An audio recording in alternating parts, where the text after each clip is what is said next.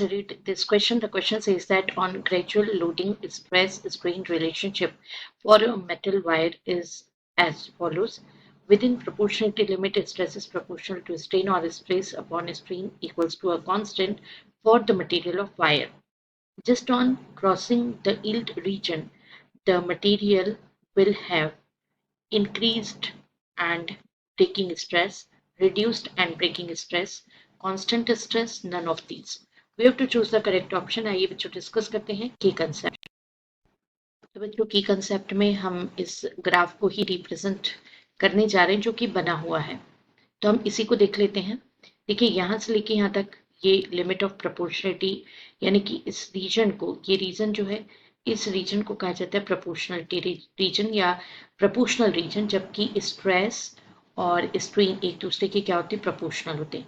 अब यहाँ तक आते आते क्या होता है, लिमिट ऑफ प्रोपोर्शनलिटी, तो थोड़ा सा फिर ग्राफ कर्वनेस लेता है और इस पॉइंट पर आकर के ये फ्लैटन हो जाता है।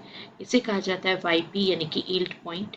फिर आगे चलने के बाद ये प्लास्टिक बिहेवियर की तरफ चला जाता है, तो ये इलास्टिक रीजन से प्लास्टिक रीजन में चला जाता है।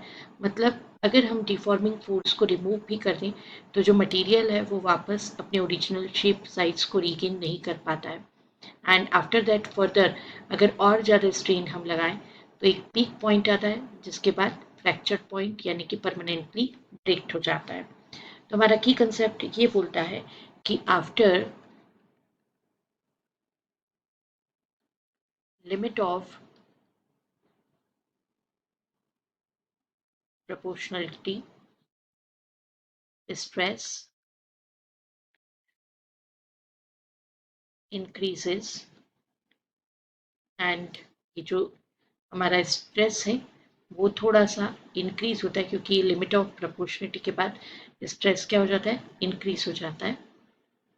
And after increasing when it reaches at peak, then it starts decreasing। जैसा कि आप देख रहे हैं कि पीक पर अगर पहुंच गया तो फिर वापस डिक्रीज हो जाता है, परमानेंटली ब्रेक्ड। तो चलिए अब देखते हैं सॉल्यूशन। तो बच्चों सॉल्यूशन में हम उसी पॉइंट को हाईलाइट करेंगे जिसको हमने डिस्कस किया था। तो on crossing the yield region, material will experience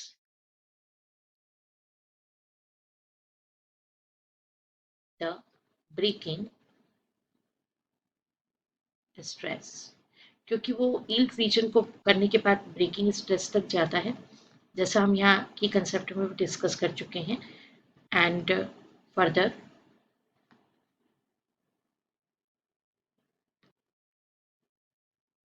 जो उसको एक्सपीरियंस होता है, अगर हम और ज़्यादा एलोंगेशन करते हैं तो further elongation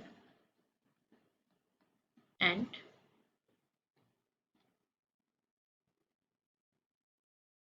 breaking of wire. So इस डिस्कशन के बाद हम ऑप्शन बी को चूज करेंगे, reduced and breaking stress. This is right option. I hope you understood it well. Best of luck. Thank you.